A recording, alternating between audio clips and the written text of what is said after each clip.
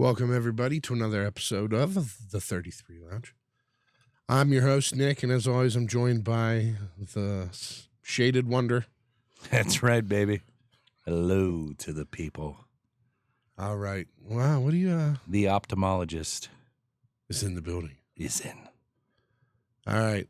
You ready to get started? Yeah, like a gangsta. All right. Well, I'm going to start this off by, we've got into this... I don't know what that means, like a gangster. I don't know either. Look like an emoji. I feel like an emoji. This is the only pair of sunglasses that I have that is similar to the great Dave. Don't call me Nick Tuttle. Okay. Okay. All right. I'm done interrupting you. Okay. Well, we've talked a lot about goats. We've been into many goat debates. We didn't talk about me. But I want to start with this because I feel like the world has lost one of its goats. Oh, yes. George Foreman passed away the other day. R.I.P. I hope everybody cooked a burger. That's part of like my spiel. Okay. Like this dude, he fought 86 times. His finishing record was 76-5 with 68 knockouts. He's fought some of the greatest boxers ever.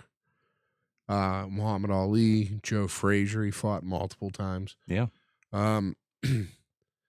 This was a guy who was massive in stature. He was a big dude. Stepped away from boxing twice. Yep. Came back, won a title at the age of 40. I think it was 48, 49, 47, somewhere in there. Beat Michael Moore. Yeah, impressive. This guy, and not just that, like he's done so much for his family of Georges.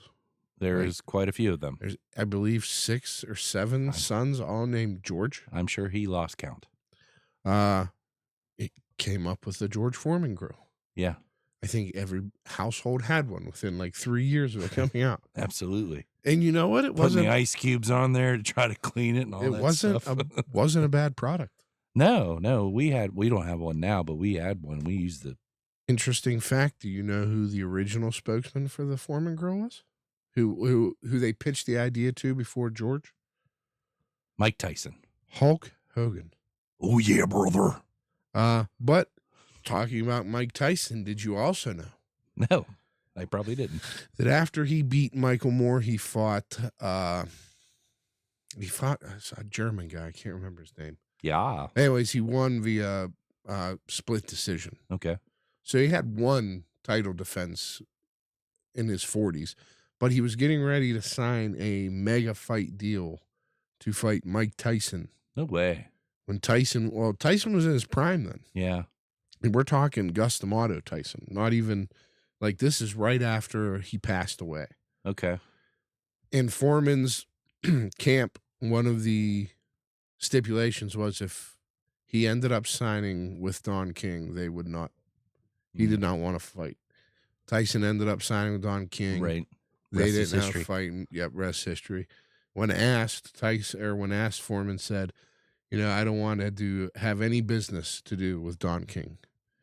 He's like, every contract Don King writes up, there's stipulations, there's backdoor dealings. Sure, it's all about making Don King money. Yeah, I don't want to have anything to do with Don King. Right. And he didn't. And as soon as Tyson signed with him, they stepped out of the fight. That would have been huge. It would have been a massive fight. I mean, because you're talking about a guy whose career spanned from 69 to 96. Right. So he's literally fought in 4 decades, 60s, 70s, 80s, and 90s. And he wanted to come back at the age of 50 and fight Trevor Berbick, which would have put his career spanning 5 decades. Wow.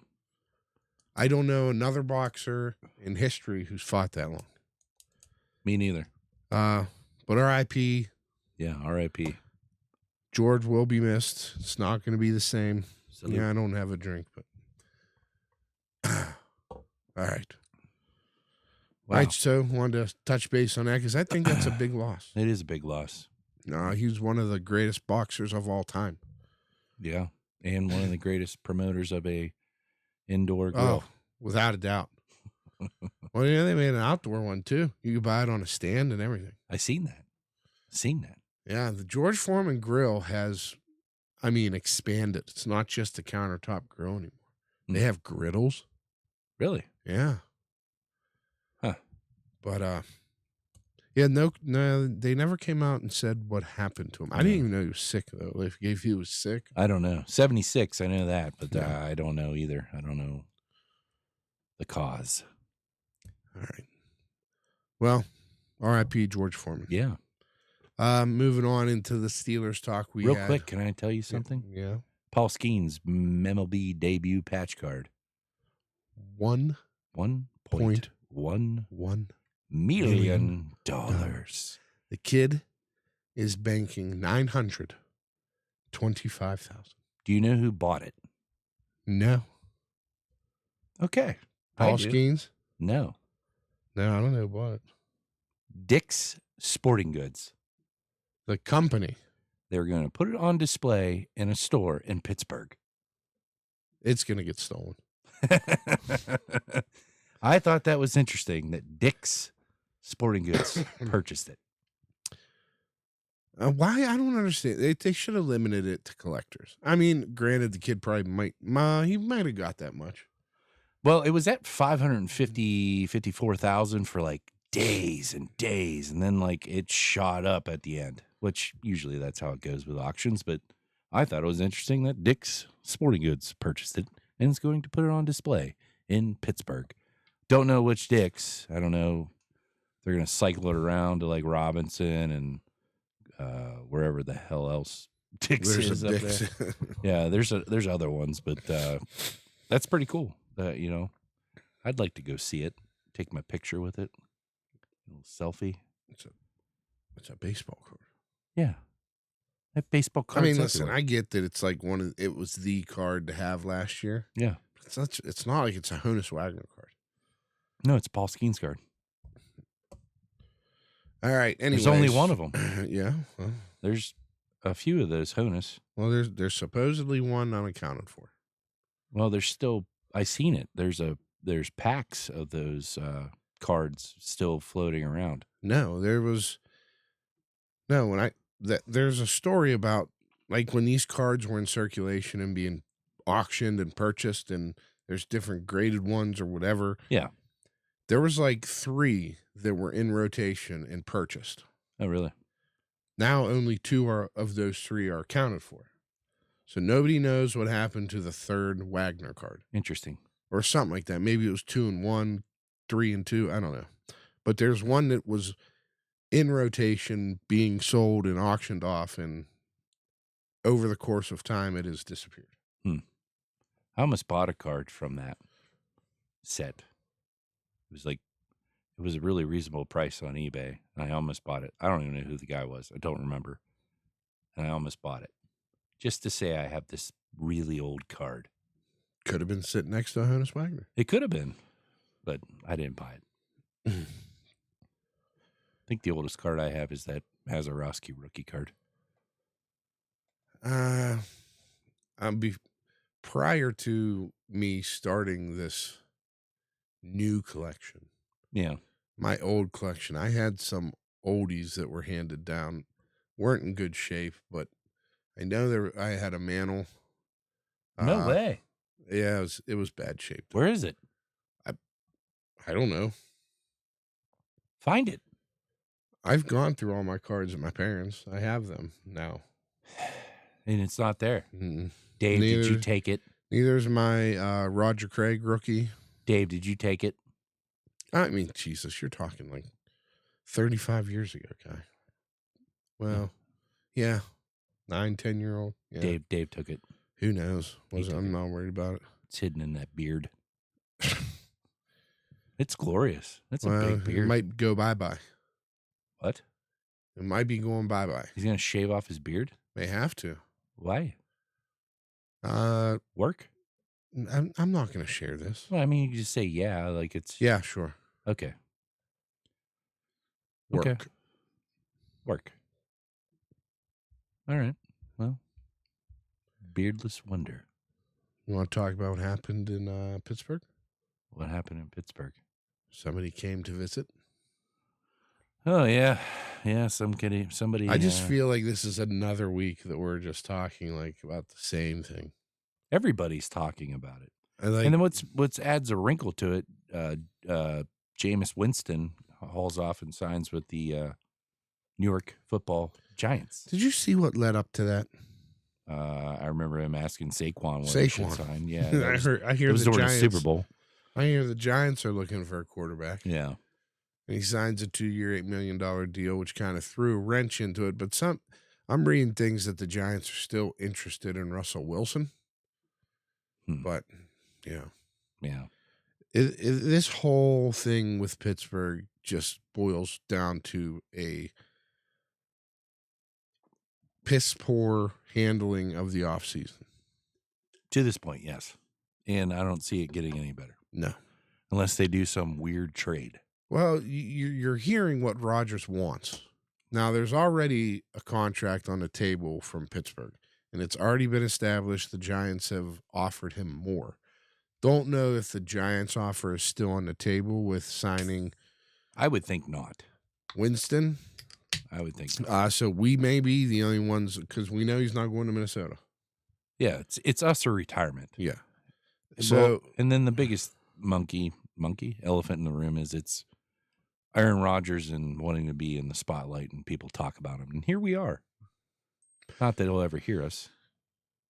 Well, at this stage in the game, you got to think that this contract's at least $20 million. If this dude's asking for 35 and he's still entertaining an offer from Pittsburgh, then it's got to be at least 20. Right. Right? Right. Listen, at this stage in the game, if he hasn't committed, then I would just say save your $20 million and move forward with Mason Rudolph. Yeah. And then I guess you're drafting a quarterback in this year's draft. Well, or you're running. I was going to get into Thompson. that, but I was going to cover the get your grade on the free agent signings up until now. My grade. Well, I was going to grade them. Oh, okay. Start with obviously my personal fave, Ben Skowronek, which I'm going to grade that an A++++. Not 1, but 2 years. Yes. Go get your number 15 jersey, boy. Yes, boy. I'm telling you, I'm getting one. Okay. Yes, boy. What do you grade that? What do you grade that signing? C. Obviously, don't know Ben Skowronek. Next. No, I think it's a solid signing. I don't know. I'd give it a B. I give it an A+ just because I love the way the dude plays. He plays hard. He does. He brings that Heinz Ward mentality when he's out there. But yeah, I'd give it a B. Scotty Miller, re-signing Scotty Miller. Yeah. B. Yeah, BC. Yeah, it's one of those things that, that doesn't necessarily mean he's going to be on the 53-man roster, but right. It gives you depth going into special teams guy. Yeah. Isaiah Loudermilk, re-signing Isaiah Loudermilk. C. Yeah, I mean, this is a guy that it's depth. Yeah, he's been here. He hasn't really contributed a whole lot. Right. But he's used to the defense. He's used to the scheme. It gives you depth. And, right. With Cam's health, you can never. Right. The more D-line you can put on your roster, the better right now, I think. Right. And here's a good one, I think, though. Juan Thornhill. Thornhill. Safety from Cleveland. Did you see the TikTok he posted? I did not. Had a Cleveland hat on. He took it off and threw it, and it blacked out and came back. He had terrible town, a Steelers hat. And he was waving at terrible stuff. Really? And it was all like black and yellow, black and yellow, black and yellow. Yep. Really? Yeah. Oh, I was going to go with that or Renegade. I'm going to give that a B. I think that's a good one. I think that's somebody you're going to bring into the organization that can play if needs be, but adds depth where you need it. I'd give it a B. Our safeties are really thin behind. Virgil. Sorry. Safeties. Do we need to shut that off? No. Sorry. are thin behind Fitzpatrick and Elliott. So Right. I think that was a great pickup. Yeah, that was a good get. Next signing I had is Brandon Eccles. Brandon Eccles. Corner from the Jets. Jets. Who said he's coming Jets, to Jets, Pittsburgh Jets. to compete for a starting spot. He could. He could. Who's he beating out? Slay. It's not Peasy's kid. We also got Darius Slay. Oh, yeah. I forgot we have Darius Slay. Well, So- Darius Slay's 35 years old.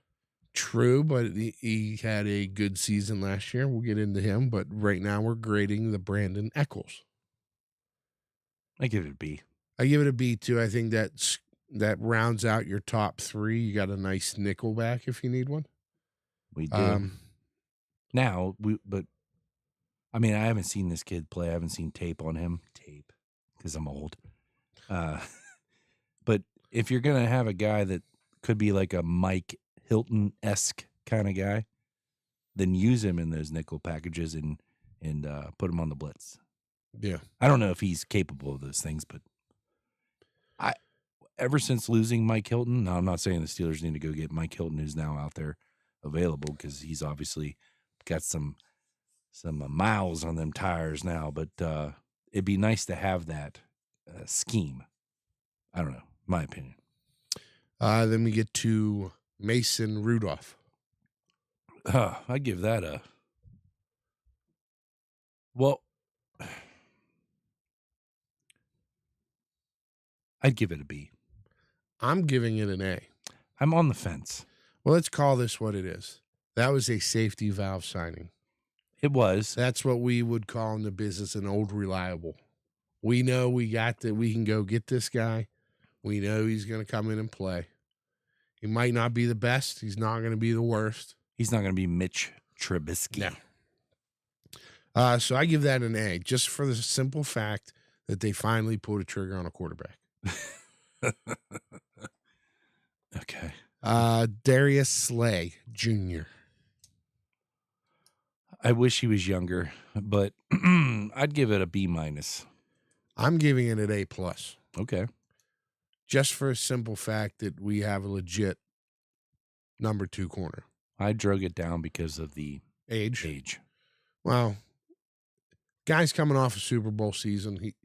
He had a good year. I'm not going to say he was the best corner out there. Right. But we're not bringing him in to be the best corner. We're bringing him in to play opposite our best corner.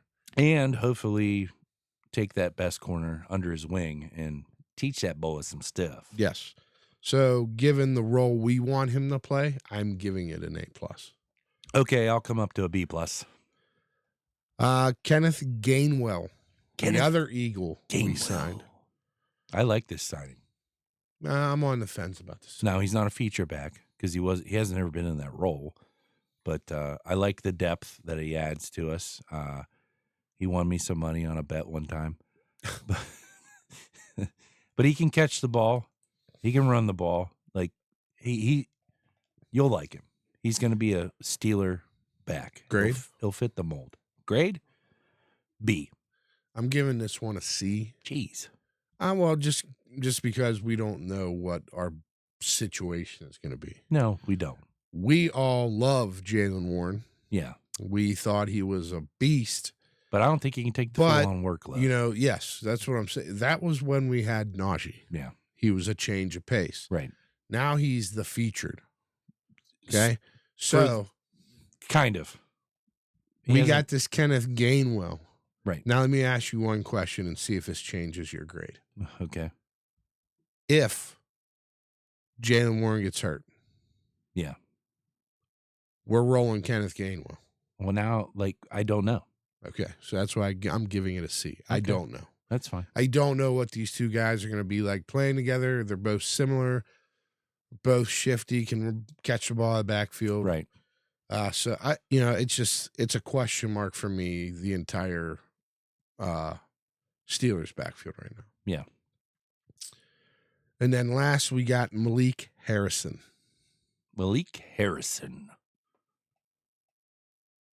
Ravens, right? Yeah, we got him from the Ravens.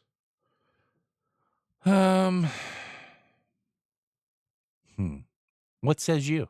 I gave this a B B. just for the simple fact it was, cut paste. Got rid of Landon Roberts, signed Malik Harrison.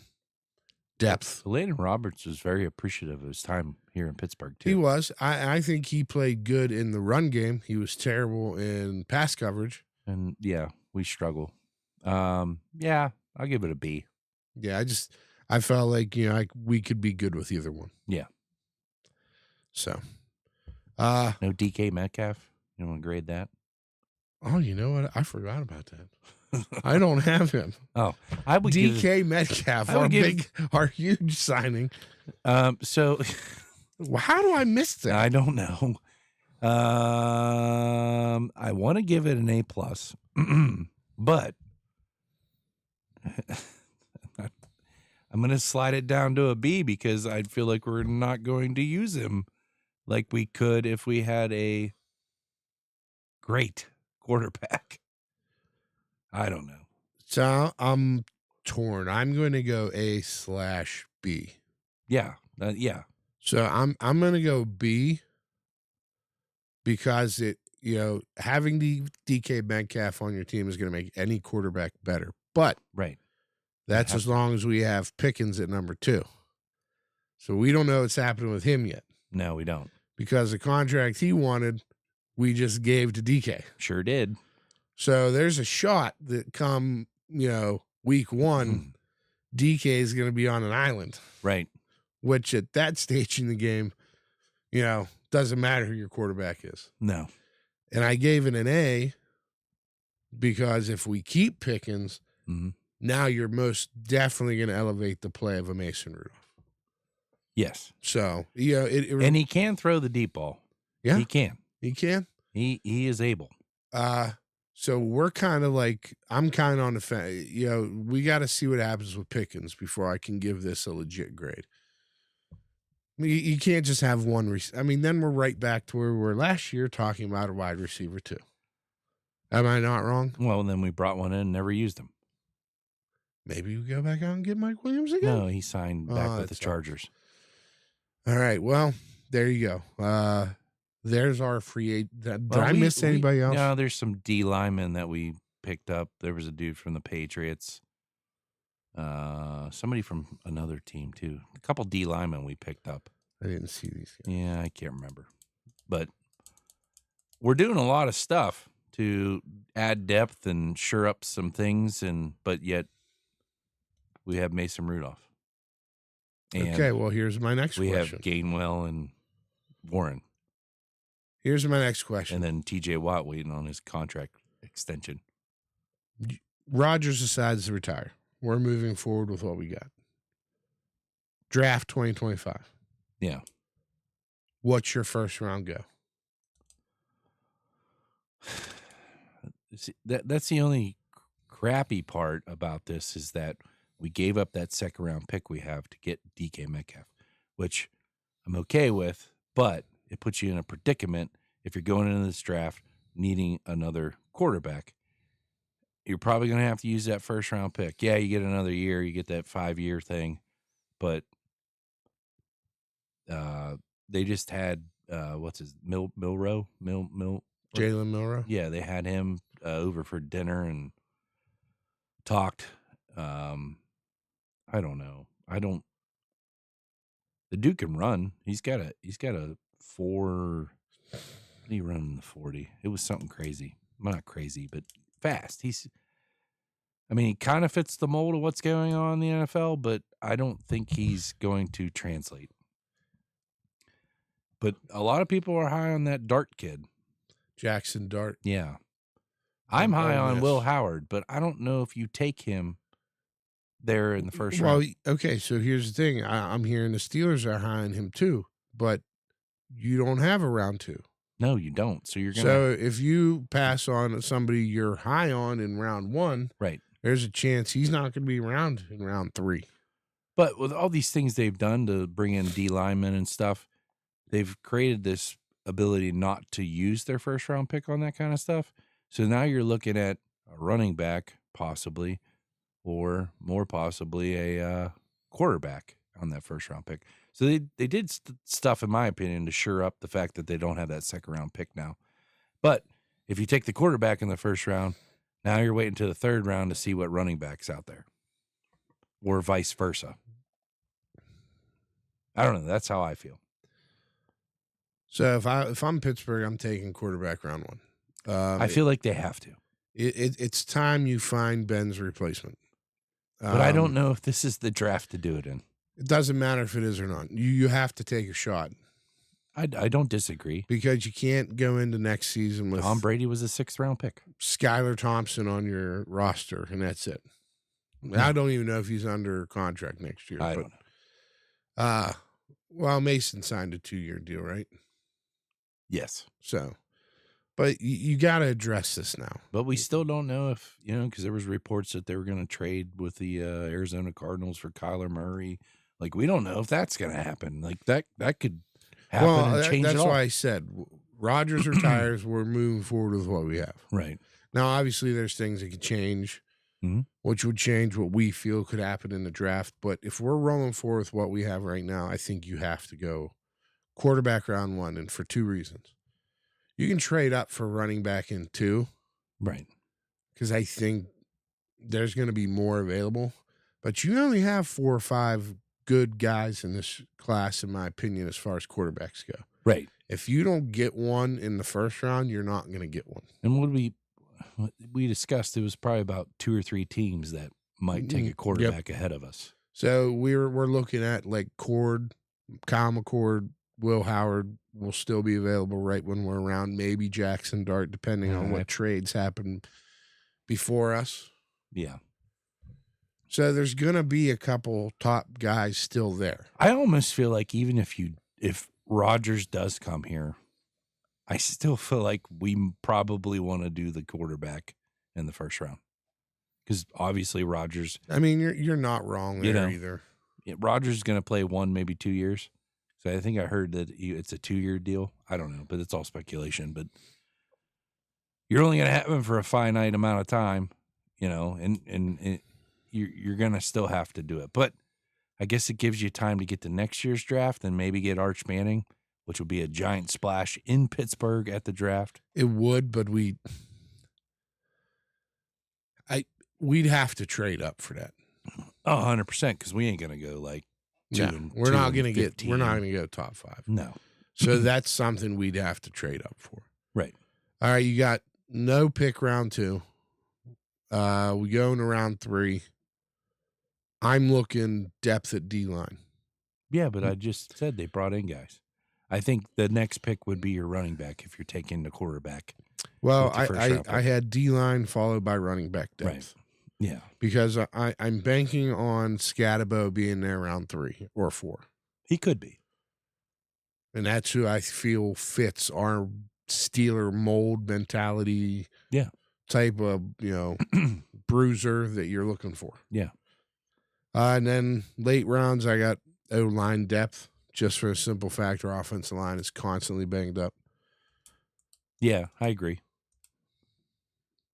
So, offensive line, I mean, we got Mason McCormick. Mm-hmm. We got the right tackle out of Washington. Is he playing right guard? I think so. But we lost our left tackle. Right. Wouldn't now be the time you move Jones back to left tackle? They already said they're moving him back over to the left.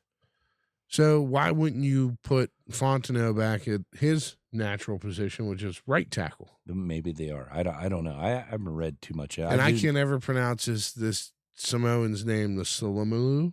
Sure. Salamulu? Salemu? Palamalu. Salamalu. Yeah, we'll go with that. Salamalu. That dude's a beast. We got him on left. So we're looking at an opening at what, right guard? If they move that kid from Washington we drafted towards ACL back to right tackle. Right. So we need help on the right sideline, especially if you have an Aaron Rodgers or a Mason Rudolph back there. Well, this is exactly although Rodgers scrambles more than Rudolph, but he's old. But this is exactly why I feel like now's the time you move Broderick. Yeah. So because we thought a lot of his mistakes last year were mental. Right. You could see him getting frustrated. I think this carries not one but two positives. One, it's going to shore up the left-hand side and get a left tackle back in position. Right. But I think this is going to do a lot for his confidence and his mentality approaching this season. Yeah. Because I felt just like he was a fish out of water on the right side. 100%. So I think we'll see less penalties on him. Hoping. Yeah. Hoping. Yeah. All right. All right. You're way too early predictions for the Steelers next season. Okay. I'm going one game below 500 simply because I want to stop talking about the goddamn standard. That's my prediction. 10-7. You're an idiot. No. No, I'm with you. I think it could be 9-8 too, but I think it's still going to happen. I want one game. We got a below. better schedule than we did last year. It's a little easier. A little easier, yeah. But we have a giant threat now on offense there with DK Metcalf. Yes, again, we don't know how that's going to correlate with quarterback play. Well, they got to stay healthy too. Yeah. So I feel like 9-8, 10-7 is what's going to happen. Well, at 10-7, I'm highly doubting Pittsburgh is going to be the answer to your next question, or my next question. Okay. You're way too early Super Bowl favorite. Judging based off of what you've seen addressed in free agency. I think it's the Bills year. Buffalo Bills. I don't think that's a bad pick. I'm going Washington. Yeah, they got one game shy last year. I should have went crazy and said Chicago Bears. Well, listen, Chicago's probably made over the course of the last two seasons, they've probably made the biggest strides. Yeah. But you have to when you got a quarterback like Caleb Williams. Right. I'm going to go with Bills. I'm going to go with Washington. No sophomore slump season for Daniels. And Deebo Samuel has come out and said he's going to show the Washington fans exactly why they picked him up.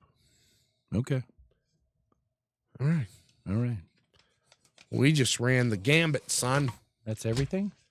No. Oh. I got a new top 5 for you before we fade off into glory. We're doing it now? Well, I said I had 45 minutes. We're at 33. Well, by the time we do this. Oh. Look at my fucking list. You act like... damn it. Is that the second F-bomb I dropped? That's the first. I haven't said one potty word. Motherfucker. Yeah. There's a second. There's a second. God bless him. Hey. Yeah, I'm trying to watch my fucking mouth. Oh, Jesus. Jeez. The other day. Somebody was catching on to what I was laying down. We had heard a couple beats there. Ah. Yeah. Yeah. Anyways, I was speaking to my parents the other day. Yes. They're down in Florida. They were in the car, and I was talking to my mom, and I could hear my dad in the background, and he was asking me a question, but I could barely hear him. And all I heard was sunglasses, and I thought he was talking about my fancy Ray-Ban sunglasses with the camera in them and stuff. Here, no, he was asking about the Boom sunglasses. He wanted to know how many pairs of those I had. He wants one. So I said, I only have the one pair. And he was like, oh. I was like, why? And he was explaining because my dad's out there on YouTube. I don't know if I shared that with you. No. Yeah, so my dad's out there on YouTube. He doesn't have his own channel or anything like that. He does. He goes up with these guys that have a sawmill up in like near Imperial. Yeah. And he goes up there and helps them, and he ends up in their videos and stuff. But I guess the one guy, when something transpires, he does something. I don't know if it's where they like flip the log out and onto the sawmill. I don't know. When something happens, the guy always says, boom. So he was like, I wanted to, give him a pair of those because, they can hang it up on the wall. And Yeah. I'm like, I'll give them to you. Like, I don't like this was just a shtick. Like, you know, I mean, yeah. Plus, you have like 50 other pairs over there. Did you share that with them? No, I have 10 pairs. I said you certainly could have them because there's a pair that Noah wants, which are the ones I'm donning right now. Noah wants these, so I'm like, yeah, you can have them. You can take them up to him. I don't care. So yeah, so my dad watches this show now. Well, I'm sorry for the potty mouth. The first one slipped. The other two should have been beeped. Well, I didn't know you to do it. You know? Well, I mean, you should have caught on. You're the one in charge of the board. You love that button. But what I found out talking to my brother that the shits, the dams, the asses, that's not cussing, according to my dad. Yeah, it's the big one. And It's one the bombs, right? Yeah. So don't say the F bomb. I was trying not to. I was disappointed in myself when I did it. Yeah, I know, because you followed up with several other bombs. Well, again, talk to the FCC. Maybe they should have caught it. But anyways, yeah. So they watch us now on. Well, that's good. And out there, we love the support. Thank you very much. Yeah, thanks for the likes, the follows, the shares, the comments, Dad. Follows. Nobody really likes or comments. Subscriptions? Yeah, he's subscribed. And views. Well, I think he's subscribed. Is there really a follow button on YouTube? Well, whatever. It's a subscribe. Dad, hit the subscribe button. The little bell. Make the little bell ring. Ding-a-ling-a-ling. Ding-a-ling-a-ling. Get you a little bell. Yeah. Or ring a little bell right here. Ding-a-ling-a-ling-a. Right here with the little bell. Get yourself one. You good? What are you writing? I can't read that. Little bell. Get you a little bell and put it right here. Ding-a-ling-a-ling-a. Ding-a-ling-a-ling-a. Yeah? Yeah. I'm going to bring one. A bell? Yeah, and I'm just going to be like, How do I have a bell noise? I don't know. We still don't know what we're doing with this thing. I don't know. Wait, I have. That's chimes. That's like a harp. That's a harpsichord. No, I don't have a bell. No bell. Oh, well. Yeah.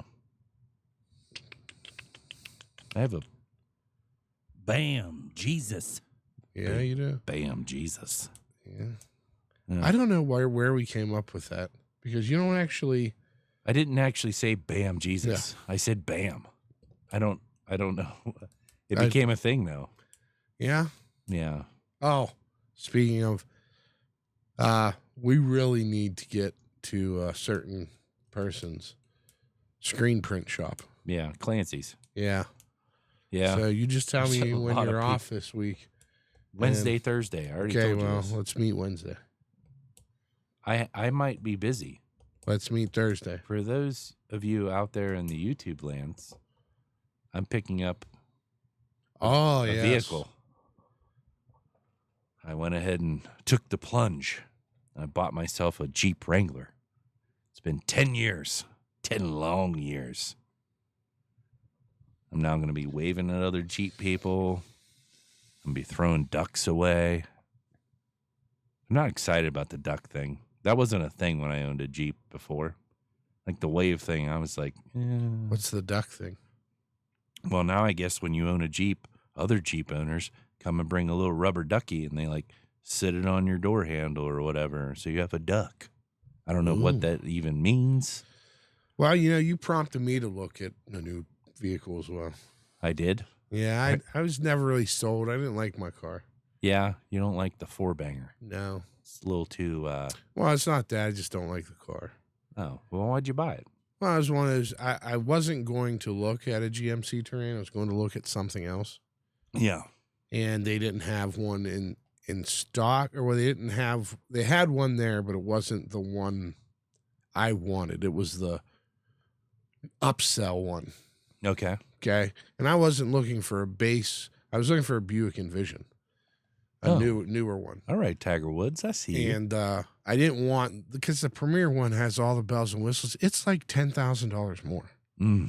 That's a Like lot of money. I can understand like maybe jumping 3,000-4,000 for an XLT to a premium, whatever. Yeah.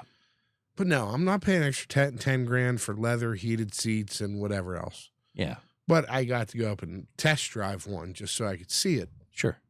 And then, of course, they wanted to, I run the numbers and do all this. And yeah, when they offered me double what I owed on my Mariner, oof, I was like, okay, well, we're not going to buy the Envision, but I'm going to buy something today because, well, the Mariners, I told you I love those vehicles. Like I had 2 Ford Escapes, and then I had the Mercury Mariner, like the one you have. Right. But I have a Ford Escape. Yeah, mine was older. Mine was an 08. Yeah. And the floorboard underneath. Oh, yeah. The driver's seat was rusting out. Yeah. So I was like maybe 6 months away from Flintstoning. Yeah. My ass everywhere. Wilma. So I just took it. You're going to offer me that much for this? You just sold. No, I didn't even have over 100K on it. Did you tell them that the floorboard was they knew. In question? I told them need new brakes. Said it got a little rust under the floorboard, and the paint on the back passenger quarter panel needed redone. Yeah. I mean, it's not like they offered me like $5,000 for it. Right. I got like $2,400 out of it, but I only owed $12,000. Nice. So I was like, sold. Nobody else can give me that. Right. So I just rushed in and I bought that Terrain. They say fools rush in. Yeah. UB40. Yeah. Which I am now. +4. But yeah, I've never been happy with the vehicle. It's not that it drives bad. It's a nice car. Yeah, it gets good gas mileage. It Right. serves it's what I wanted. I wanted an SUV. What year is it? All-wheel drive. It's a 2020. Anybody out there looking for a 2020 GMC Terrain that's a nice color blue? I'm trading it in. I know a guy who's trading one in. So we'll let you know what dealership it'll be at. Well, judging by what I've found so far. What'd you find? Jeep Wrangler? No. Dodge Omni. No. Then one of them new electric Volkswagen buses. No, there's 2 I'm looking at. Well, actually, there's 3. I don't have the one saved, I don't think. Hey. Oh, yeah. I have it saved. Smart car. You imagine you in a smart car? What is that? That's a Ford. Oh, no. Where's my button? That's a Ford Ranger. Yeah. Look at that. Yeah, it's a I told my wife I'd 21. Try to be quiet. Well, 21. Where's it at? Well, there's also this one. It's another Ford Ranger. Where are these at? Well, this is a 21, 64,000 on it. This one is up in Huron, Ohio, up by Cleveland. Yeah, Cleveland area. Yep. And then I was also looking at this, a 2023 Hyundai Santa Cruz. What? I don't even know what a Santa Cruz is. It's kind of like El Camino. Oh, I've never seen those. It's like it sits up a little more than a car. It's got a little 4-foot bed on the back of it. Where's that at? I don't know. No. But yeah, so I don't know if I'm actually do it or not. Take the plunge. I just started looking at Strongsville. It was about a little over an hour away. Oh, that's where I'm from. And then this was the other one, a Nissan Frontier. Oh, those are cool. I like the Toyota Tacomas. Yeah, they're just too expensive. They are expensive. Get one of them TRD Listen, versions. I looked at a 4Runner. Yeah, those are expensive. A used 4Runner. Big bucks. Like 3 years old. Yeah. 70,000 miles. They keep and it's their value. $40K. Yeah, they keep their value. Jeeps do too, which I'm shocked that I'm getting such a good deal. So, yeah. I don't know. We'll see what happens, but I do this every year. I look at that car and I'm just not happy with it. Well, you've only had it for what, 2-3 years? 2 years. Yeah. But, you know, it was one of those things where I had to get something. I couldn't find what I wanted, so I just got into something. And it's not. It served me good. Never had any problems, but Yeah, I know how that is. just don't like it. Yeah. So, all right. Well, I have a new top 5. If you want to get into this, have you thought about it? No. You want to pause so you can think about it? Yeah. Because it's a doozy. It's a doozy. It's a doozy. We're gonna pause. We'll be right back, but you won't know that. I guess they will since we do the transition. And just like that, we're back. We're back. All right. So we brought back the top 5, and I've Top 5. told you I've been thinking about doing this for a while. 5. And I had some new top 5s. Top 5. Okay. So this week, I'm going to tell you, I want you to come up with one for next week. Sure. You got 7 days. You can do it. So this week's top 5. 7 days. Maybe 8. I don't know. Yeah, we'll see. Might be back on Monday again. This week's top 5 are top 5 athletes whose careers were cut short due to injuries. Or missed time, or, a significant chunk of their careers was missed because of an injury. You know what I mean? Along those lines. Right. Stuff we missed out on. So I'll give her a start. You don't give her a start. I'll start with number 5. Number 5. Because mental health is just as important as physical health. It is. Number 5 is Antonio Brown. Antonio, I whip my dick out, Brown. That should be on the no list. That word. Antonio, I whip my pee-pee out, Brown. I feel like we had the opportunity to see one of the greatest receivers of all time. I mean, he had probably the best stretch. He had a 4 or 5 year stretch where his numbers were on par with the greatest of all time. Oh, yeah. And then dude got hit by Vontae Burfict. Yeah. And was never the same. Different person. Mentally. Yeah. Mentally. I'm not talking physically. No. Still had all the gifts. Nut job. But my man lost his marbles. Marbles. Yeah. You have no marbles. Huevos? That's my number 5. You can't see how this glasses. Not well. My number 5 played for the Philadelphia Flyers. You ever hear of him? Eric Lindros. I mean, he still had a very long career. He wasn't the same after the concussion. Yeah, he was. He lost. Took a nasty hit and changed him in a big way. Yes. He was a big man, capable of big things, and cut short due to the old noggin. That, for a hockey player, that's got to be one of the hardest things to come back from.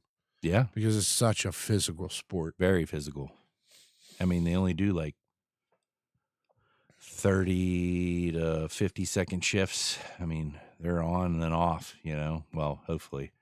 It's a lot every time they're out there, and it's a physical game. There's always hits. Yeah. Eric Lindros. That's a good one. Yeah. Thank you. My number 4 would be Gale Sayers. Yeah. One of the greatest running backs of all time. Only played 6 seasons. That's it? Yeah. Blew out. Yeah. 5th season, he blew out his right knee. Came back in his 6th season. Led the league in rushing. He had a hell of a 6 seasons. But then, I'm almost positive it was 6. But then he blew out his other knee. And, of course, back then. Modern technology. Yeah, it's not like it is now. So, right. He's coming off 2 ACL tears. He was forced to retire early. Yeah, 65 to 71 is all he played. And then, he still averaged almost 1,000 yards a season. Yeah. But, yeah, Gale Sayers would have been. What would have been? What could have been, yeah. That would be my number 4. Okay. My number 4. This gentleman battled with drug use. Josh Hamilton. That dude could hit the ball. He could. He could field the ball. I mean, he was spectacular out there on the diamond. But unfortunately, he enjoyed his drugs a little too much. I think he got hurt and got hooked on, like, it's been a while since I read about him, but I think he got hooked on pain pills and just a spiral, you know. But that kid could ball. It's a shame. So I'm going to deviate from the top 5 for a second because I just saw something on TV. Okay. You watch wrestling. We watch wrestling. Yeah. Yeah. I don't know if you caught this, Okay. but a little vignette on something that's coming out with Kurt Angle. Okay. Was saying that in an interview, like he's sitting, it almost looks like a documentary about him. And I don't know where I saw this. Him wrestling with a concussion? No. Oh, go ahead. During his wrestling career, he was taking 65 yeah. Vicodin a day. Yeah, it's in a documentary. Yeah. He was. And the hooked. day he had a house show. Yeah. That he was supposed to go wrestle. And then the next night he was wrestling Lesnar. Mm-hmm. So like big career match. Yep. And his sister passed away of a drug overdose. Yep. So he threw 30 Vicodin in his mouth, chewed him up, slept through the house show. Yep. Woke up the next day to pretty much WWE doing a welfare check on him. Mm-hmm. Woke him up an hour before curtain. Yeah. To go fight Kurt Angle or Brock Lesnar, which is probably one of his best matches of all time. He has no recollection of it. It's not funny. It's not, but to hear that, like, yeah. But you look at the guy now, and you know that he's wrestled through a life of pain. Sure. Like you can just seeing this guy walk, like the neck, the back, the knees. Yeah. I mean, you're talking about a guy who was an Olympic athlete prior to putting his body through a 20-year WWE career. Won a gold medal with a broken freaking neck. Yeah. And I saw him in Robinson at Central Diner. Yeah. You said this. And he was sitting 2 feet from me. Yeah. And everything I wanted was to just walk up and shake his hand and ask for a picture, but I couldn't do it because this dude, nobody was bothering him. He was sitting there having his lunch. Right. You know, me and Megan were eating. I didn't have the heart to bother him because how many times during a well-known athlete's career can he sit down in solitude, public and not be bothered? Right. So I didn't want to be that guy. Right. But, Kurt, if you're watching, just know I always rooted for you, buddy. You suck. You suck. Not really. All right. So He's great American hero. Yes. Kurt Angle. But he owned that "you suck" chant. He did. Even when he was back in good graces with everybody, and they still played that, and he owned it. Yeah. Okay, back to the top 5 list. My number 3. Trace. So I had 2 football. We're gonna go with a basketball. Going Penny Hardaway. Little Penny.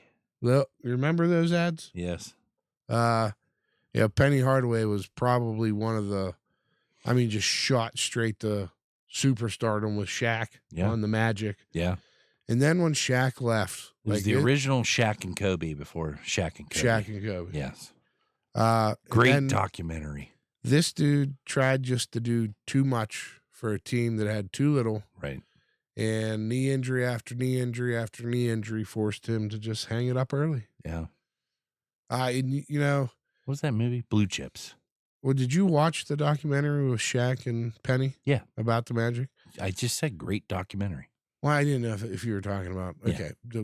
But anyways, at the end of the documentary, the whole time, Penny and Shaq are sitting in those chairs by the pool, talking to one another, talking to the camera, doing the interviews. And at the end of the documentary, the camera's behind them, so you just see their backs. Mm-hmm. And Shaq owes Penny an apology. Okay. So he apologized to Penny and says, I should have never left you in Orlando. Yeah. Could you imagine how many titles they could have brought? A lot. With Penny. Because like you said, they were Shaq and Kobe before Shaq and Kobe. So, And I mean, I think Penny could have been as prolific as Kobe was. yep, But 100%. yeah. He was right on that trajectory with like Tracy McGrady and Vince Carter. Tracy McGrady, another guy, Yeah. cut too short. Not Vince Carter, though. He played till he was like 40. Yeah. National hero for Canada. What are we on? 3? 3. My number 3, and this dude got his roses this year. Well, he's going to.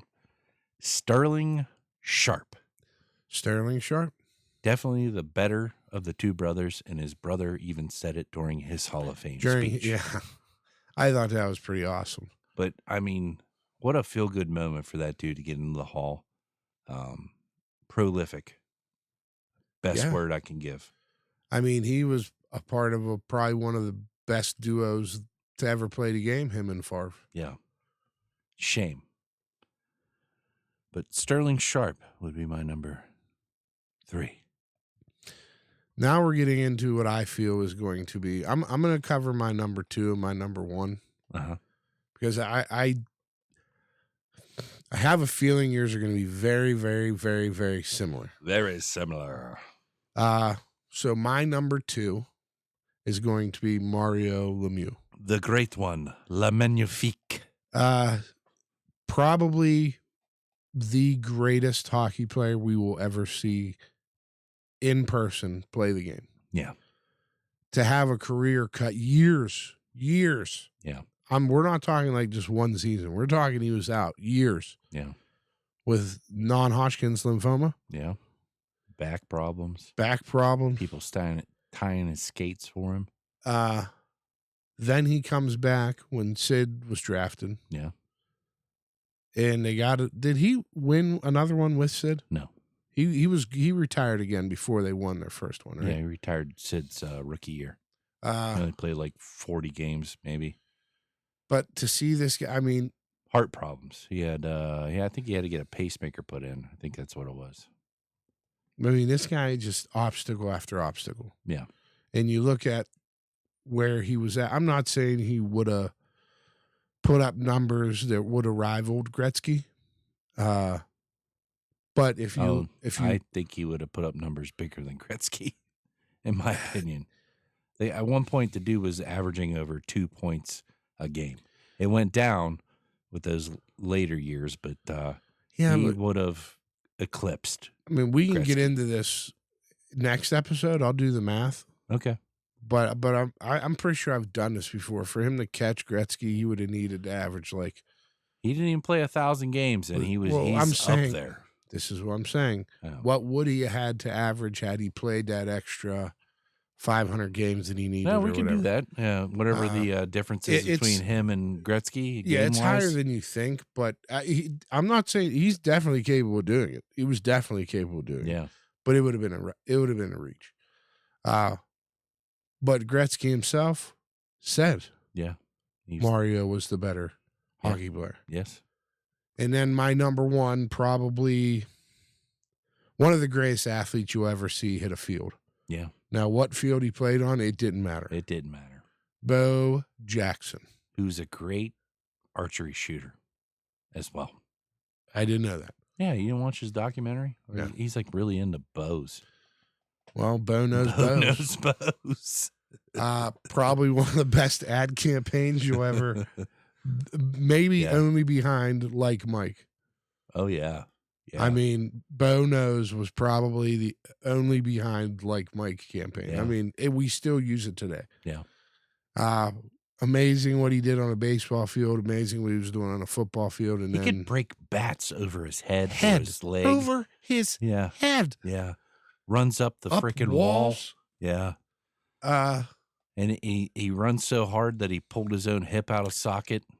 Here's a story about Bo Jackson and we've talked about GOAT debates and the mentality of what I feel makes a GOAT a GOAT. Yeah. This would be it. Yeah. They're doing his 40 for pro day. Okay. And I can't remember what the situation was, but they were doing it on the field or on the track, but on the opposite side of the track because somebody had something going on. Okay. So they weren't doing it where you would normally run the 100-meter dash, which if you look at a track where they run the 100, where the turns are, there's an extension of the straight for where the guys can warm up before they line up. And when they run through the finish line, they didn't have that on the other side. Okay. So Bo runs a 40 and it's like 4.2, which normally anybody would have been okay with. Yeah. Runs a second one, 4.22. 2-2. So Bo goes to his coach. He said, Coach, like, do you think they can have the maintenance guys open that gate down here? Okay. And coach is like, what are you talking about? He goes, it's like, there's not enough room for me to stop. So I'm having to slow up before I cross the finish line. He needed to go all run, Forrest, run on this. So now this is a story. So maintenance opens up the gate where they bring the like equipment on to cut the grass and stuff. Yeah. Bo runs a 40, goes straight up that tunnel, never comes back to the field. A 3.98. Sub 4. Sub 440, according to the story at the Auburn Pro Day. Wow. Now, I believe it. I don't know. Did they do a combine back then? I don't know. So I don't know what his 40 would have been, but I know the dude was lightning. Yeah. And I know there are many stories about him running sub like 4.2s and like 4.19, 4.18. But a 3.9 is ridiculous speed. Yeah. Yeah. So I don't know what you can look it up. You can read about it. I don't know. Like a cheetah in a human form. So my number 2, Mario, my number 1, Bo. Could have been interchange for me. Just two of the greatest of all time to ever grace their sport. Yeah. So my number 2 and my number 1 are the same, but they swapped. Flip-flop. I have Mario at number 1 and Bo at number 2. I do have a couple honorable mentions. I do too. Let me see here. Hold on. Let me get my spectacles off. I have Ryan Shazier. Oh, man, that was a good one.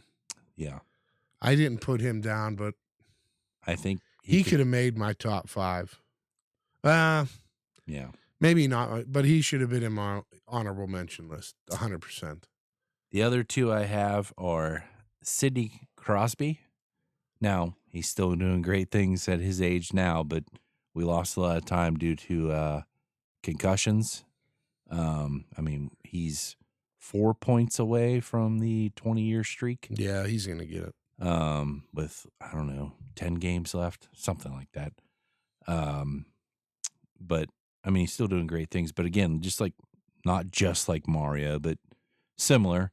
Lost time due to circumstances. And what did we miss out on? Even more. And then I wouldn't say this career itself was cut short because it was a long, long career. But I think with this person passing away, we were robbed of probably another Winston Cup championship. Dale Earnhardt Sr. It's another great one. That could have made, the Intimidator could have made my top 5. But I wouldn't say his career was cut short, so to speak. I mean, he was 49 years old. He was up there as far as drivers go because, the older you get, the more your hand-eye coordination starts to go away. And even more so now with these new cars and how fast they're going and such. But he was on a tear that year, and they had cars built to win. And I think he was going to win his next championship. And unfortunately, in turn 4 of the Daytona 500 2001, was it 1? I don't know. Yeah, 2001. Wasn't it? Who was it? It was him, Waltrip, and his son on the team. No, or him and I know Waltrip was right. No, he drove for Richard Childress Racing, so he was the number 3 car. His teammate was Mike Skinner at that time, but he owned a racing team called DEI, Dale Earnhardt Incorporated. And that was Waltrip and his son. Waltrip and Dale Jr. And I don't know, I can't remember. I think Steve Park was part of that too. So it was the 15, the 8, and the 1. And he told the two of them, that being Waltrip and Jr., that they were going to win this race. And there he was in third place at the end and blocking the hell out of Sterling Marlin and Kenny Schrader and all those guys behind him to make sure that his two cars were up front. And Mikey Waltrip won the race. And unfortunately, Dale Sr. Lost his life there in turn 4. You know what? You don't hear a lot of people say, but like that, I mean, obviously, you lose one of the greatest of all time in any sport. Yeah. Especially somebody as popular as the Intimidator. But to have Michael Waltrip win that Daytona 500 that will forever be marred as the one that took Dale Earnhardt. Yeah. That's got to be tough. He got to win another one later on. And then, a few months after Dale passed, they went back in July to run the, I think back then they called it the Firecracker 400 or the Pepsi 400. Dale Jr. won that race. He was in like 9th place with like 6 laps to go and drove all the way up to the front and won that race. And Mikey finished 2nd, pushing Dale Jr. Well, not really, because Dale Jr. he had a car, And when he got in victory lane, they said something about his dad, and he said he was with me. He was with me.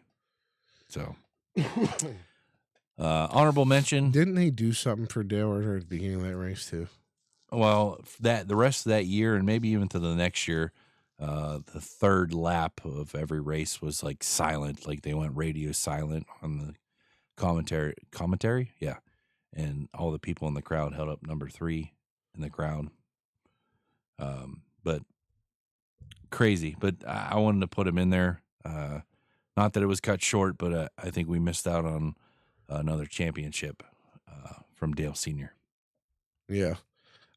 Listen, I'm not gonna lie, it brought tears to my eyes thinking about Earnhardt. I'm not the biggest NASCAR fan. Yeah, when he died, I cried, man.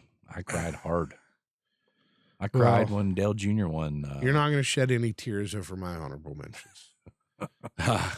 Okay.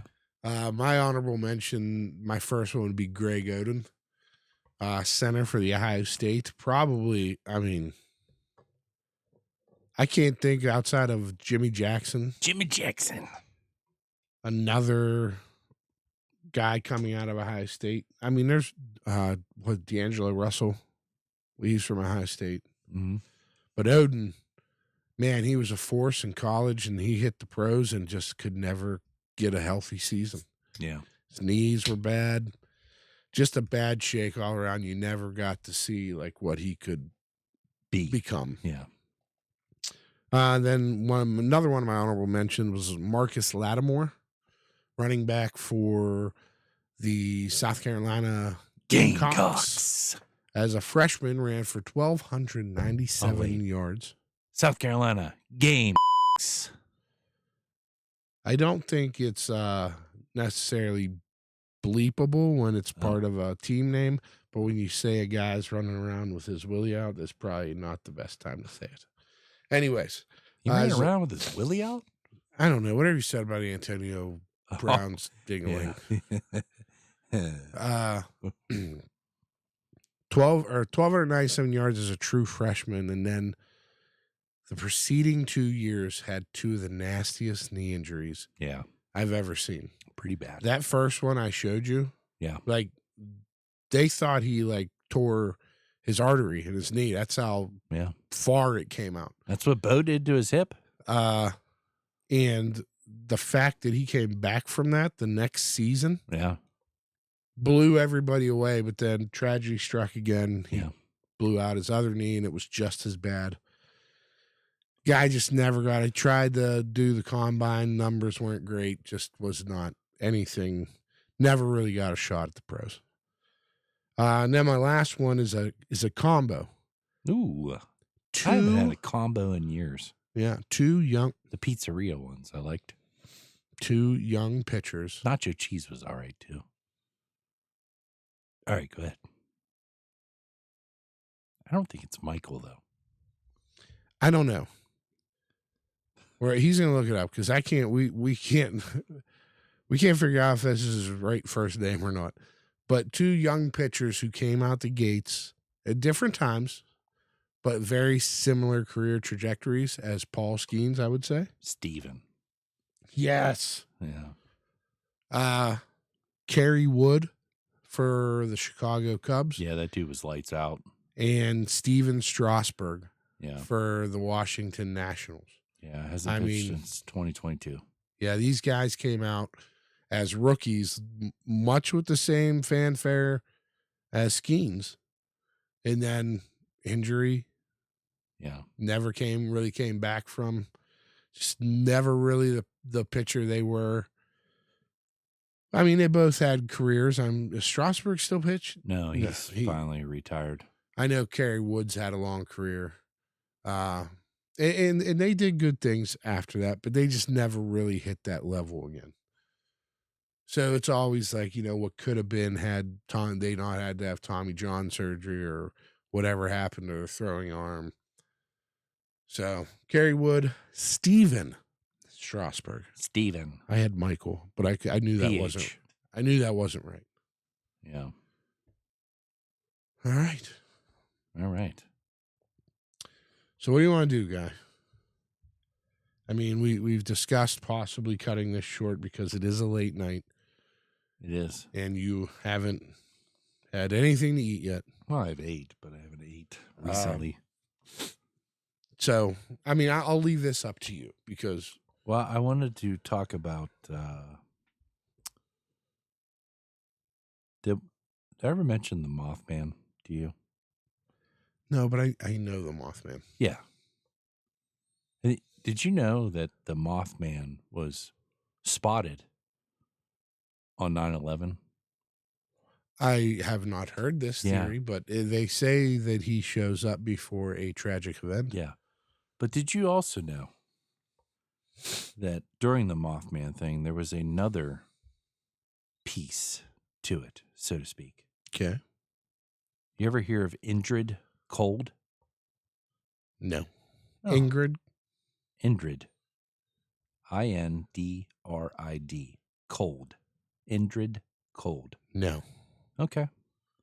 You want to hear a story? Sure. Well, I'm up for a good story. All right.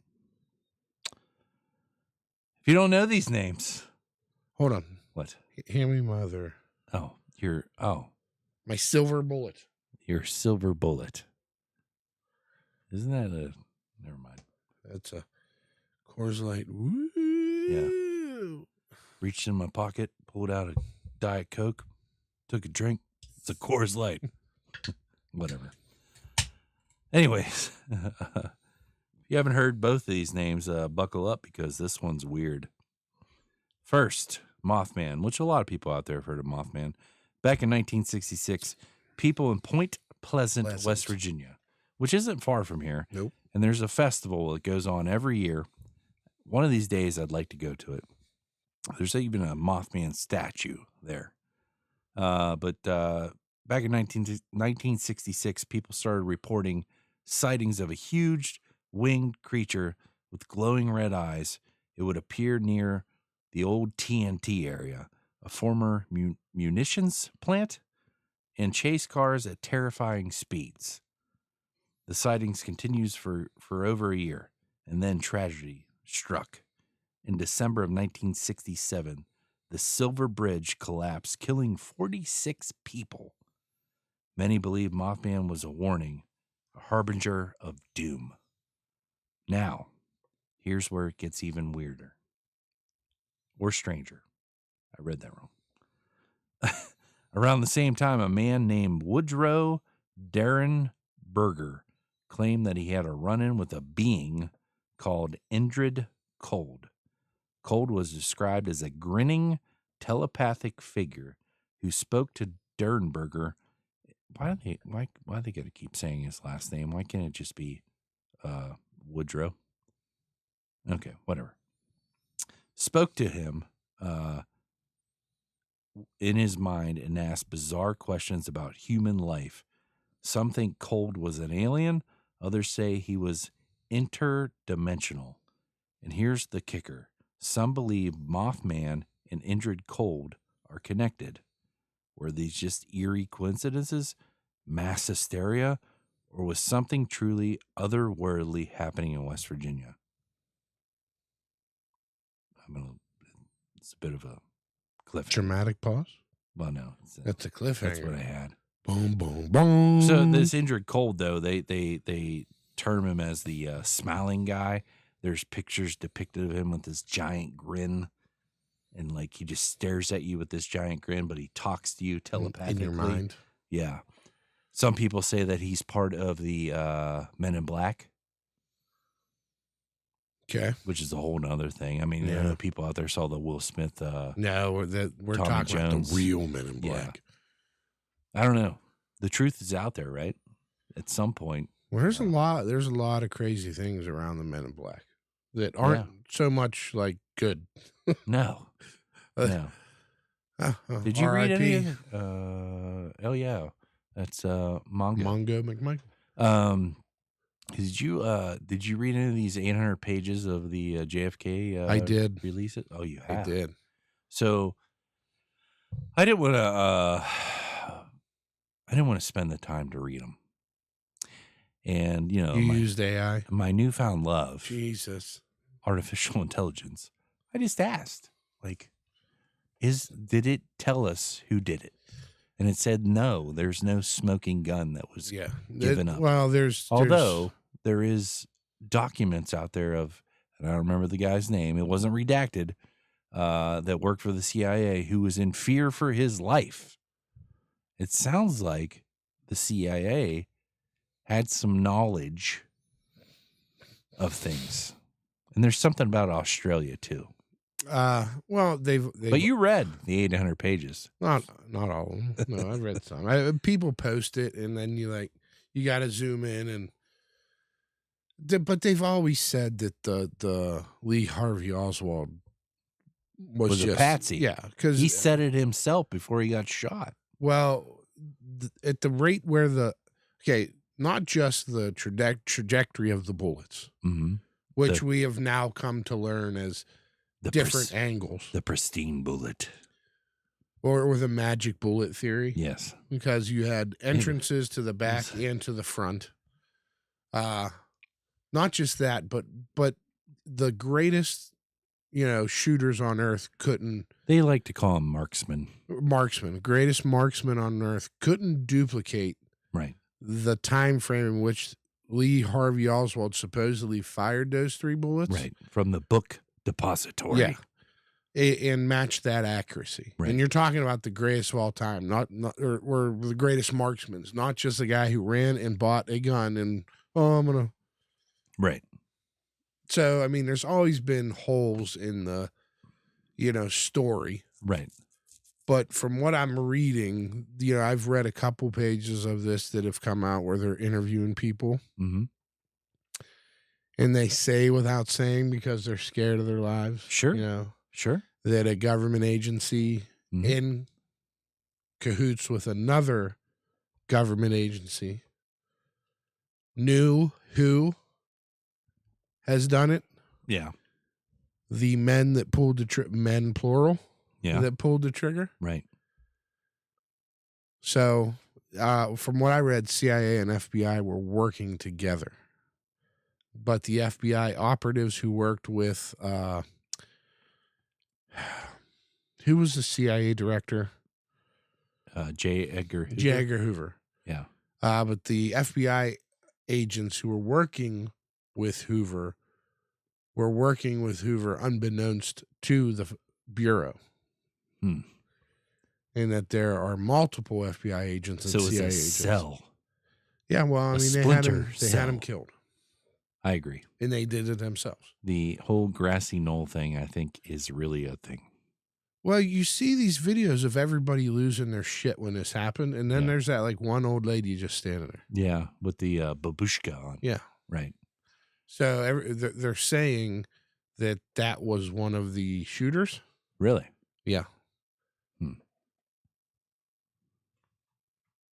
So I don't know, but yeah, there's going to be stuff coming out and covered.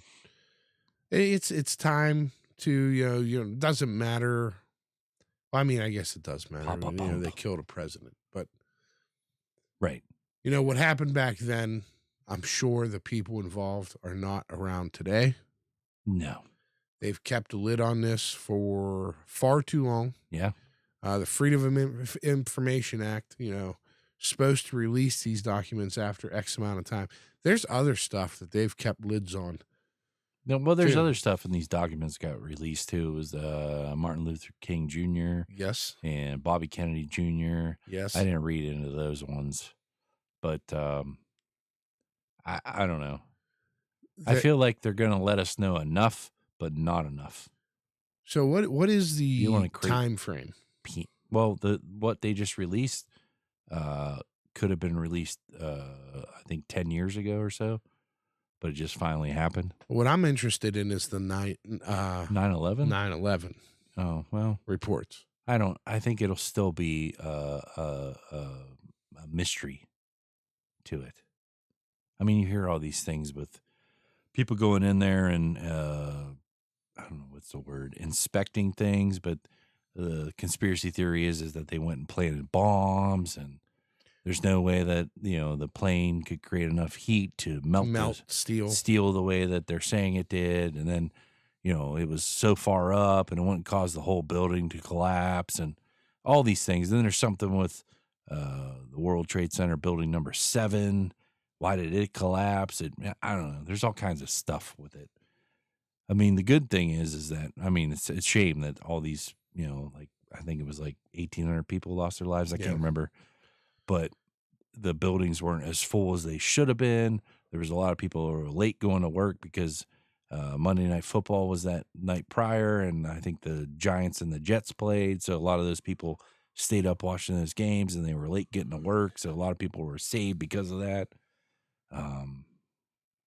Yeah, I don't know. Well, yeah, there's a million theories. And then Flight 93, was it shot down? Was it really a okay, let's roll thing? I don't know. You know what? There's a story about 9/11. Did a plane hit the Pentagon, or was it a missile? I don't want to say his name just because. Okay. Mute our mics. Mute our mics. Okay. Gotta mute our mics. Okay.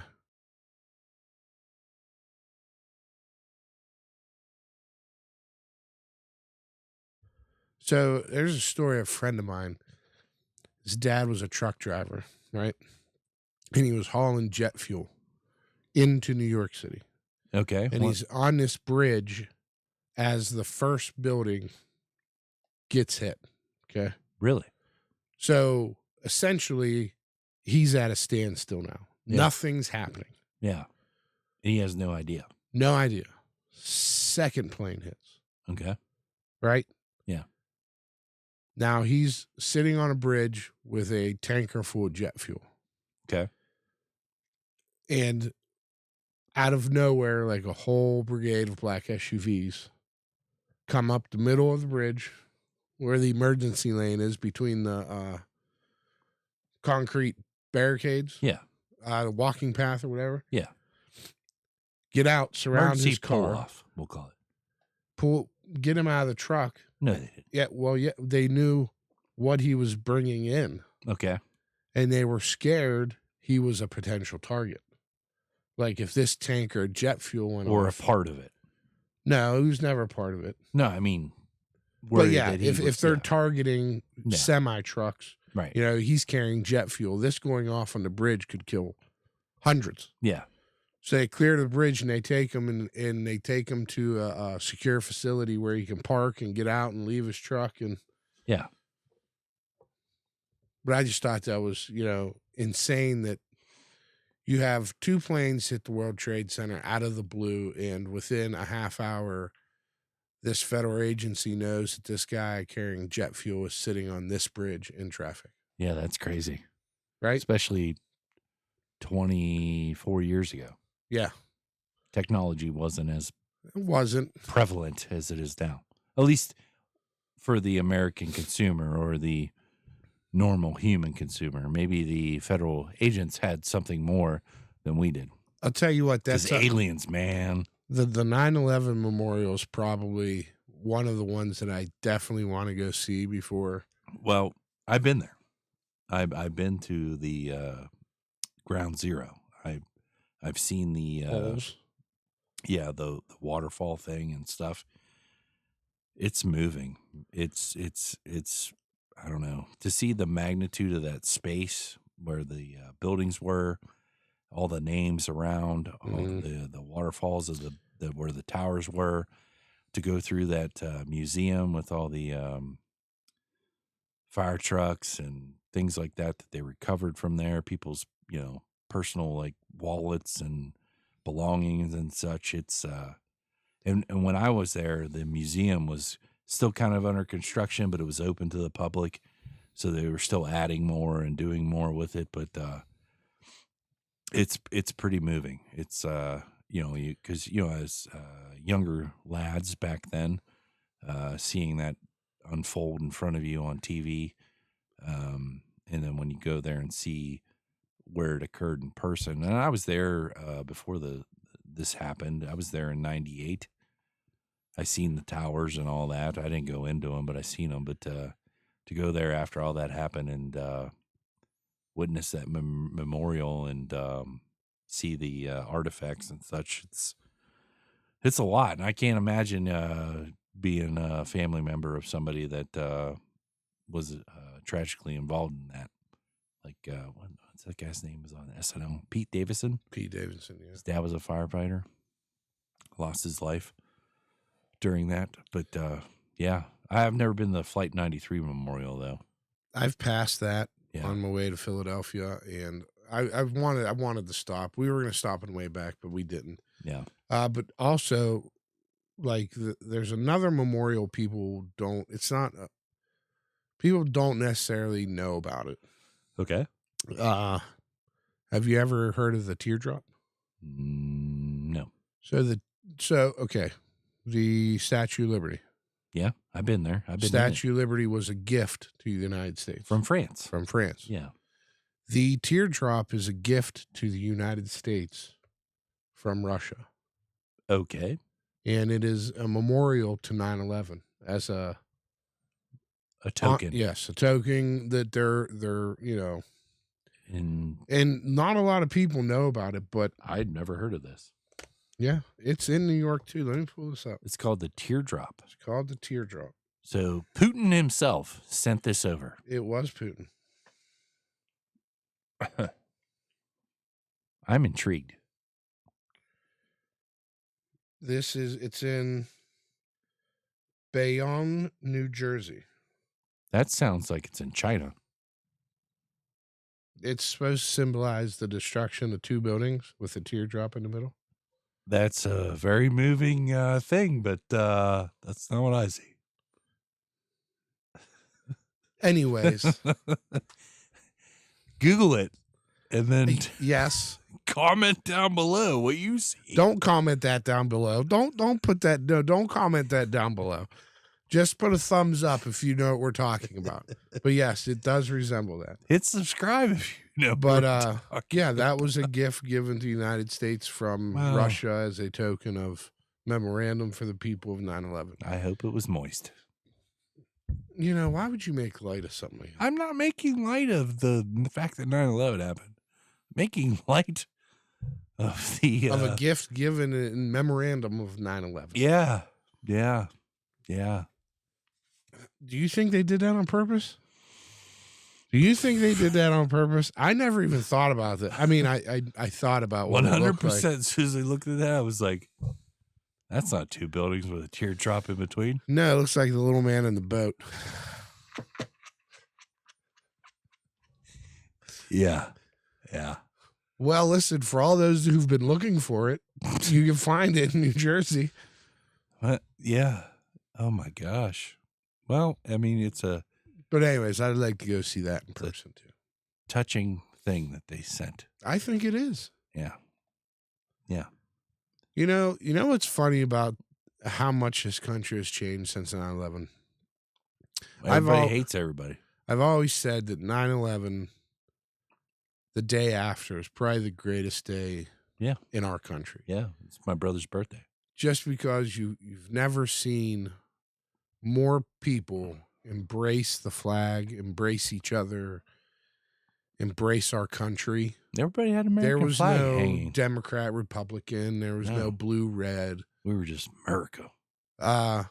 And then, in the following year or two, you had Putin come and give that great speech. Now everybody hates him. Yeah. Everybody hates everybody. Gave the wonderful gift of Yeah. Yeah. I think that's I know what it looks like, but I still think it's a amazing gesture to.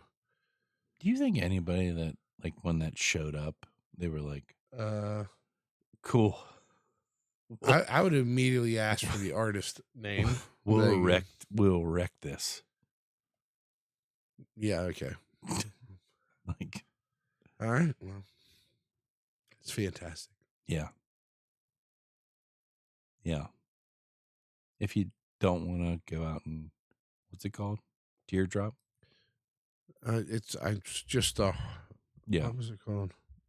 Tear. I don't know what the artist called it, but that's what it's supposed to symbolize. A teardrop between two buildings.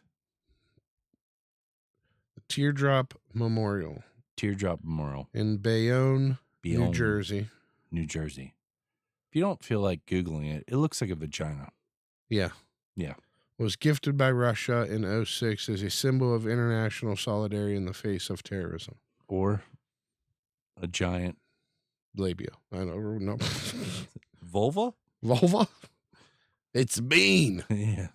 There's a bean in there. Yeah. Can you climb up there and flick it? You'd probably hurt your finger. It's pretty large. It's a large bean. As far as beans go, it's probably the biggest. Yeah. Oh, man. But no, I mean, I would still Google it and look at it. And I mean, I think it's I don't know. You've ruined it for me. I didn't ruin it. They ruined it. The artist ruined it. It looks like a gag knot. How did we get here? I don't know. We were talking about possibly cutting this episode short because of the circumstances around work and stuffs.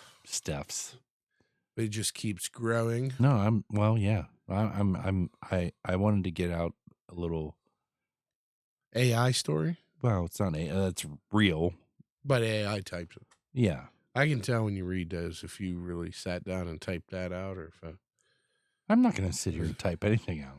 I mean, I sit here and write out all That'd my be notes. Me like sculpting two tires with a teardrop in between. Yeah. Yeah. That's what would come up. Mm-hmm. A vagina. Buh. Buh. It's a big one. All right. All right. Episode. We don't do those anymore. Oh. I mean, are we still going? There's more stuff we can get into. What do you want to get into? Or do you want to end it? Are you hungry? I'm really hungry. Is it that time? I mean, I'm leaving this up to you. I'm off, so it doesn't bother me. I slept 7 hours today. I know. You're usually not this chipper and wide awake. I'm much good to like go. The teardrop in New Jersey. There. Is that chipper or chipped? It's wide open, baby. Wide open spaces. Yeah, room to make her smile. Is that? I don't know.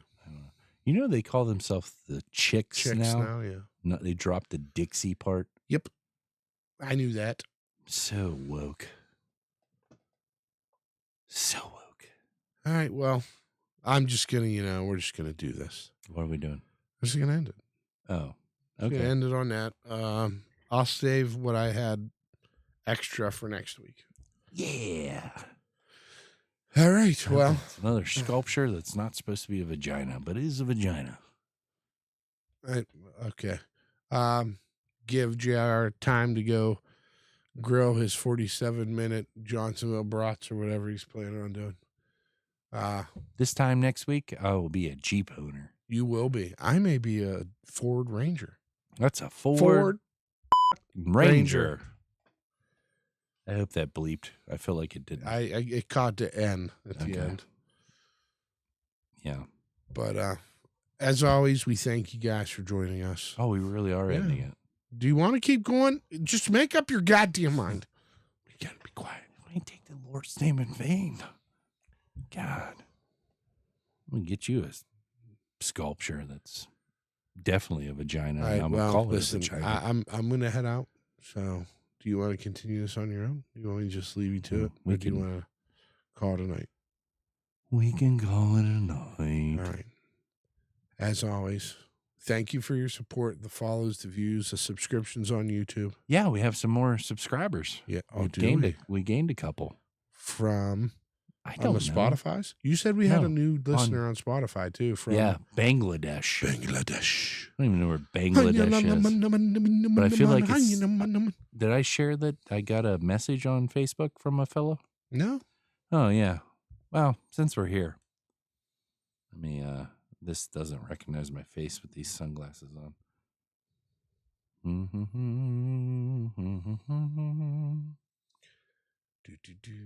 How do you switch? I don't know. How do you switch? Let me go to the app. I was on the app. Oh. Let me go to the thing here and then. Can you download the app twice? Do that? No. Oh. Messenger open. What's happening? I don't know. This is taking longer than anticipated. What? So somebody reached out to the 33 Lounge? Yeah. Somebody we don't know, or is this somebody that was listening while they were on vacation and we thought we got a new listener? No, I didn't. Well, the Bangladesh thing popped up, and oh, there it is. Switch profiles. All right. So I got a message from a guy named, Nipro Das. Nipro Das. Okay. He said, "Hello, sir. How are you?" And then proceeded to send me a screenshot of his phone of our YouTube page. That is okay. Is this the listener from Bangladesh? Yeah, I'm thinking so. So it says, "Sir, I have watched many of the videos of your channel, but your videos don't reach many people because your channel has very few subscribers. If you want, I can increase your subscribers and viewers and watch time too." And you were like, "No, I'm not going to send you a dick pic." I said, "Nope, we're good. Don't need your scam. Prey on the old people that are willing to give you their social security numbers and whatnot. Move along, good sir. I admire your hustle, though. Peace." Now, he read it, but he didn't say anything. What if he was a legit, like, saying, "Listen, I'm willing to share this with my friends. You don't need to send me anything." So you say that, but he didn't say anything back. He read it, but he didn't say anything back. So I looked up his profile. Yeah? I looked it up. Nipro Das. Nipro Das. He's a digital creator. He has 1.9 thousand Man, followers. you really shit the bed there. He is a professional digital marketer, YouTube promoter, Spotify promoter, SEO, whatever that means. Thanks. And yeah, he's got all these pictures of himself in, I would assume, Bangladesh. I don't know what that says. Let's click on it. Let's see what it says. See, I don't know what that means. Sand curtain. I don't know. Oh, what's this one say?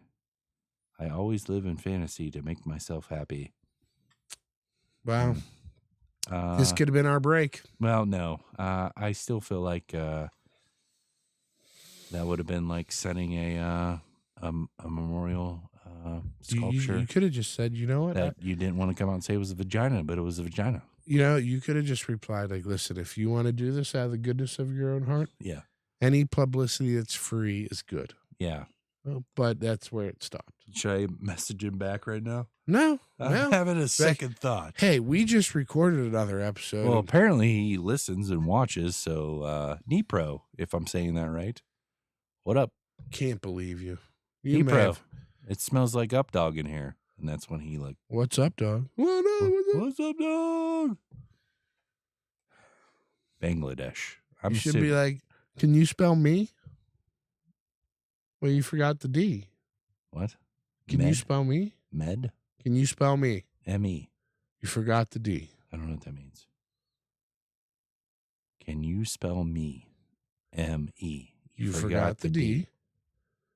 There's no D in me. Not yet. Oh. Jesus. Anyways. All right. Well, J.R. Berry may have well cost us 1 million listeners or subscribers. Yeah. Sorry, so- Nipro. Nipro, you're my homie. One love. We'll just, Yeah. do it on our own anyways. We don't know what we're doing. Well, I want to thank you guys for making it this far. Thank you. We almost made it to 2 hours.